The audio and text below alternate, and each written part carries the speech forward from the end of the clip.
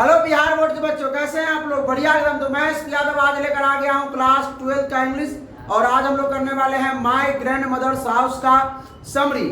और इसका आप लोग हिंदी एक्सप्लेनेशन नहीं देखे हैं तो डिस्क्रिप्शन में लिंक है, जाकर देख सकते हैं। एक एक लाइन बाय लाइन और वर्ड बाय वर्ड एक्सप्लेनेशन किया गया है, ठीक है। तो चलिए भाई स्टार्ट करते हैं समरी। हाँ, समरी हम लोग क्यों पढ़ते हैं? क्योंकि भाई 3 समरी पूछता है जिसमें से एक जवाब देना होता है 5 मार्क्स में, पोएट्री सेक्शन का, ठीक है। 3 समरी पूछता है जिसमें से एक समरी जवाब देना होता है 5 मार्क्स का, ठीक है।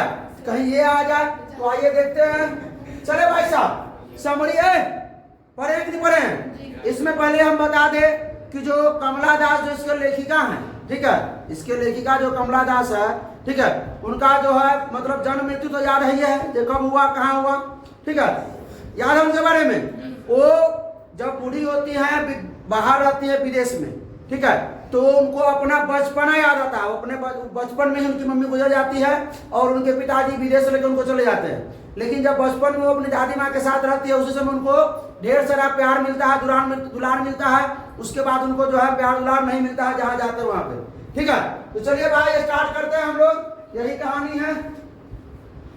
The poem my grandmother's house, जो कविता है my grandmother's house has been written by, जो लिखा गया है, कमला दास ना, जो लिखा गया है किसके द्वारा? कमला दास के द्वारा।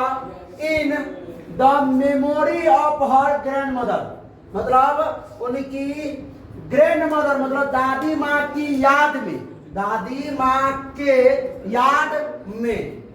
जो कमला दास ने इस कविता को लिखा है अपनी दादी माँ के याद में लिखा है, ठीक है ना। विद हुम, जिसके साथ she had spent her childhood, अपनी क्या बचपना, अपनी जो है बचपन ना, जिसके साथ वह क्या किए थे? स्पेंड किए थे, बिताए थे, खर्च किए थे। स्पेंड मतलब होता है खर्च करना, बिताना। मतलब the poem my grandmother's house has been written by, जो कमला दास के द्वारा जो लिखा गया है कविता, वो उनकी दादी माँ के याद में लिखा गया।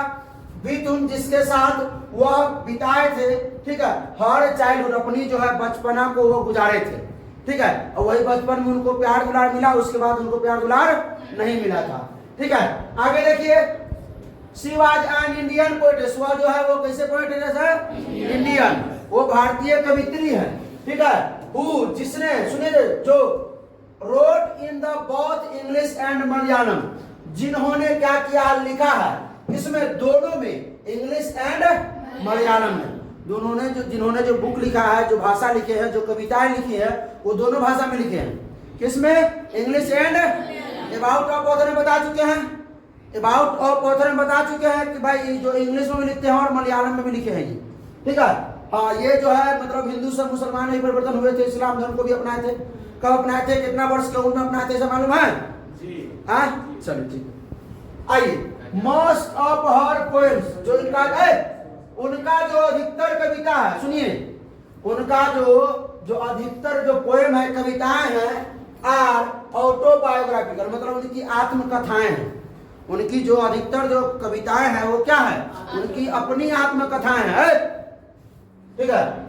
It is also an autobiographical poem by हर, ये जो कविता हम लोग पढ़ रहे हैं माय ग्रैंड मदर्स हाउस, ये भी उनका क्या है? बायोग्राफिकल, बायोग्राफी ही है। ऑटोबायोग्राफी मतलब उनका आत्मकथा ही है। ये भी जो है उनका क्या है? जो लिखा गया है बाय हर, उनके द्वारा जो लिखा गया जो कविता है, वो भी क्या, कौन सा कविता है? उनका ऑटोबायोग्राफी, मतलब इनका जो ज्यादातर जो कविता है वो आत्मकथाएं है, ऑटोबायोग्राफी बायोग्राफिकल है, ठीक है। महात्मा गांधी भी बायोग्राफिकल लिखते थे, ठीक है। अब देखिए, द पोएट्स रिमाइंड, जो कवि, जो पोएटेस, द पोएटेस, ठीक है, रिमाइंड मतलब कवि को जो है याद आता है, कवि को जो है याद दिलाती है। क्या याद दिलाती है भाई? Of the happiest days of her childhood, वो उनके बचपन के वो खुशी के दिन, उनके बचपन के खुशी के दिन क्या होते हैं? याद आते हैं।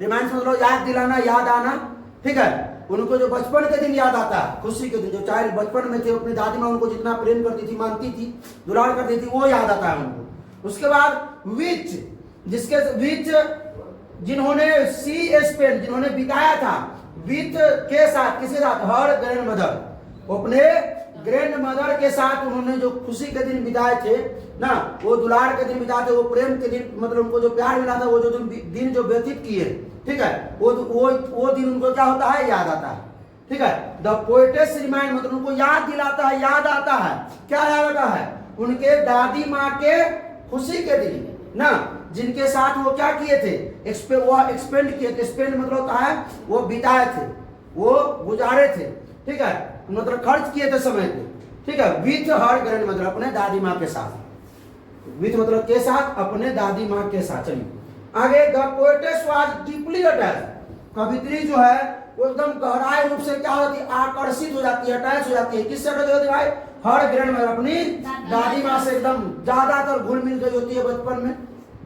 द पोएटेस है जो कवित्री है, जो है कवित्री के बाद, हाँ, नाउ अब moved away from that house after her marriage, मतलब अपनी शादी के बाद, अपने कवित्री का शादी हो जाता है जब उनकी मम्मी मर जाती, दादी माँ मम्मी मरती है, दादी माँ उनको ख्याल रखती है, दादी माँ मर जाती है तो कहाँ उनको लेकर जाया जाता है, उनके पिता के द्वारा बाहर लेके विदेश लेके जाया जाता है, वहीं पे उनका शादी का, उसके बाद जैसा प्यार उनको मिल रहा था दादी माँ से, वैसा प्यार वो कभी नहीं मिलता है दूल्हा, ठीक है। हाँ, तो आफ्टर हर मैरिज, अपने शादी के बाद ना उस घर से वो दूर हो जाती है, मूड मतलब वो चले जाते हैं, बात समझे, शादी के बाद जो है उस हाउस से वो क्या हो जाते हैं, दूर हो जाते हैं, अब जो है वो दूर हो गए हम लोग। आगे देखिए, बट किंतु हर मैरिड लाइफ, उनका जो शादी विवाहित जो जीवन है, उनका जो विवाहित जीवन है, इज फार, दूर है, फ्रॉम मतलब से, किससे, खुशियों से, किससे दूर है, खुशियों से, हैप्पीनेस से दूर है, बात समझे, मतलब वो जो है शादी के बाद उनका जो घर है, वो घर से वो क्या हो जाते हैं, वो घर से क्या हो जाते हैं, मूड मतलब चले जाते हैं, दूर हो जाते हैं, ठीक है। और किंतु क्या होता है कि उनका जो जब शादी होता है तो शादी के बाद उनका जो है खुशियां जो है उनसे एकदम क्या हो जाता है, बहुत खुशियों से वो दूर हो जाते, समझिए। She has to live another place, और वो रहने लगती है, कहाँ रहने लगती है भाई, वो रहती है, कहाँ रहती है भाई, और दूसरे प्लेस, दूसरे स्थान पे चली जाती है, दूसरे जगह पे चली जाती है। See the old man is no more now, अब जो ओल्ड मैन है वो नहीं है, ओल्ड मैन कौन, ओल्ड मैन कौन, दादी माँ, दादी माँ किसकी दादी माँ, कमला दास की दादी माँ वो नहीं रही है, इसीलिए वो चले गए हैं दूसरे जगह, एक स्थान से दूसरे स्थान पे चले गए हुए हैं। अब सुनिए कौन चले गए हैं, कमला दास, हाँ, उनको पिताजी लेके चले जाते हैं, ठीक है। आइए, the house is in dark and sad without grand mother, मतलब ग्रैंड मदर के बिना जो घर है, जो हाउस है, वो एकदम अंधेरा है, अंधेरा से छा गया है और उदासी से छा गया है। दादी माँ के बिना उदास हो गया है, डार्क एकदम अंधेरा सा हो गया है वो घर, वो सोच रहे हैं कि घर जो है एकदम अंधेरा पड़ा होगा, झाड़ी मकड़ा लग गया होगा, खिड़की जो है बाहर से देखने पर वो झांकना चाहती है तो बाहर से देखने पर अंदर का चीज जो एकदम अंधेरा अंधेरा ना, ब्लाइंड जो है, पढ़ाए ना कविता में ना, ये हो जाता है, बात समझे ना, समझे। अब सुनिए ध्यान देखिए, द पोएटेस ऑफ एन अक्सर, कवित्री जो है अक्सर लॉन्ग्स टू विजिट, लंबे समय तक से वो विजिट करना चाहती है, वहां अपने दादी माँ के घर पे वो जाना चाहती रहती है बराबर लंबे समय से, लेकिन कभी आ नहीं पाती है और सोचती रहती है जो वहां जाऊं और वहां की कुछ यादें जो है वो बाहों में भरकर जकड़ कर ले आऊं, अपने बेडरूम के बाहर जहाँ पे गेट है ना, बेडरूम के बाहर गेट पर जहाँ पे जैसे कुत्ता जो रखवारी करता रहता है पालतू कुत्ता, उसी प्रकार वहाँ की यादों को लाके यहाँ रखूं और जब मैं बाहर निकलूं आओ जाऊं तो मेरी दादी माँ की याद आती रहे और उसी से मैं मतलब याद कर करके खुश रहूं, ठीक है। ये बात वो सोचती रहती है और वहां जाना चाहती है, कहाँ पे, अपने दादी माँ के घर पे देखना चाहती रहती है, वो सोचती रहती है कि भाई हम खिड़की से देखेंगे तो अंदर अंधेरा होगा, वहाँ हवा भी क्या होगा, फ्रीज हो गया होगा। वो बचपन के दिन याद आते हैं उनको कि जब वो किताब देखते थे, किताबों के बीच क्या घूमता था, सांप, जिससे इतना छोटे थे उस समय कि वो पढ़ नहीं पाती थी, किताबों के बीच ये हकीकत वाला सांप नहीं घूमता था, वैसा का सांप घूमता था, किताबों में सांप का वो पिक्चर देख लेती थी, जैसे ये किताब है, ठीक है, ये किताब है, इसमें क्या देख लेती थी, उस किताब में सांप का पिक्चर देख लेती थी और उस समय ये कहती थी कि मैं इतनी उस समय छोटी थी कि मैं क्या नहीं कर पाती थी, उसको पढ़ नहीं पाती थी, ठीक है। वो वाला सांप नहीं समझ आया कि वो किताबों के बीच अलमारी में वो सांप घूमेगा वो भी। अब सुनिए, हाँ, किताब अलमारी में था, किताब जब वो पढ़ना चाहती थी उसमें किताब उनको न, तो किताब में सांप का पिक्चर नजर आता था। आगे देखिए, द पोएटेस, ये समझ में आ गया। जो कवित्री जो है अक्सर वो लॉन्ग्स टू विजिट देर, वहां पर लंबे समय से वो विजिट करना चाह रही थी, मतलब जाना चाह रही थी वहां पर, ठीक है।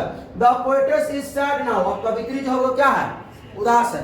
कवित्री जो है, जो लेखिका है वो क्या है, उदास है। अब शी हैज टू नॉक, अब वो क्या करती है, प्यार के लिए ना, भीख मतलब वो क्या करती है, नॉक करती है। नॉक मतलब खटखटाती है, क्या खटखटाती है, स्ट्रेंजर्स डोर, मतलब अजनबियों के दरवाजे को खटखटाती है कि ताकि कुछ जो है प्रेम उनको मिल जाए और उनके जीवन में कुछ जो है छोटा सा परिवर्तन हो जाए ना। जिस तरह वो बिता रही है उसमें थोड़ा सा चेंज हो जाए, ताकि अजनबी अगर कुछ उनको प्यार कर दे, दुलार कर दे, कुछ बातें कर ले, ठीक है, तो वो क्या हो, मतलब वो थोड़ा सा स्मॉल चेंज, लास्ट में कविता में है ना, स्मॉल चेंज, थोड़ा सा परिवर्तन आ जाए। तो मतलब क्या करती है, सी हैज नॉक, वो खटखटाती है। स्ट्रेंजर्स डोर्स, मतलब अजनबियों के दरवाजे खटखटाती है।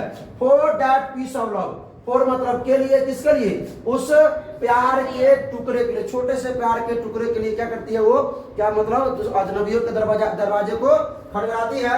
It is a really fantastic poem, last में तो लिखिएगा सब लोग, इतना तो लिखना ही पड़ेगा कि तब ना भाई एग्जामिनर चेक करेगा तो कहेगा कि हाँ इसको अच्छा लगा कविता।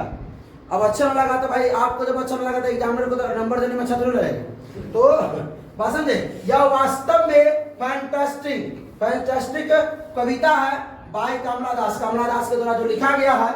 वेयर हैज ब्यूटीफुल्ली एक्सप्रेस, जहां पर उन्होंने क्या किया है, सुंदरता से एक्सप्रेस किया है, वर्णन किया है हर चाइल्डहुड मेमोरीज, अपनी बचपन की याद को, अपनी बचपन की याद को। तो आगे हम लोग क्या करने वाले हैं, इसका ऑब्जेक्टिव, भाई साहब अगर आप लोग इसका एक्सप्लेनेशन नहीं देखे तभी बोलते हैं, जाकर देख के एकदम मजेदार एक्सप्लेनेशन है। और इसका आगे जो आने वाला है, क्या आने वाला है, इसका VVI ऑब्जेक्टिव क्वेश्चन, जिसमें से एक नहीं तो दो तो आना ही है बिहार बोर्ड में, ठीक है। तो कैसा लगा वीडियो, अच्छा लगा तो अपने दोस्तों के साथ शेयर कीजिए, कोई प्रॉब्लम हो तो कमेंट कीजिए। फिर मिलते हैं नेक्स्ट लेक्चर में इसके ऑब्जेक्टिव के साथ, तब तक हंसते रहिए, मुस्कुराते रहिए, पढ़ाई करते रहिए। All the best.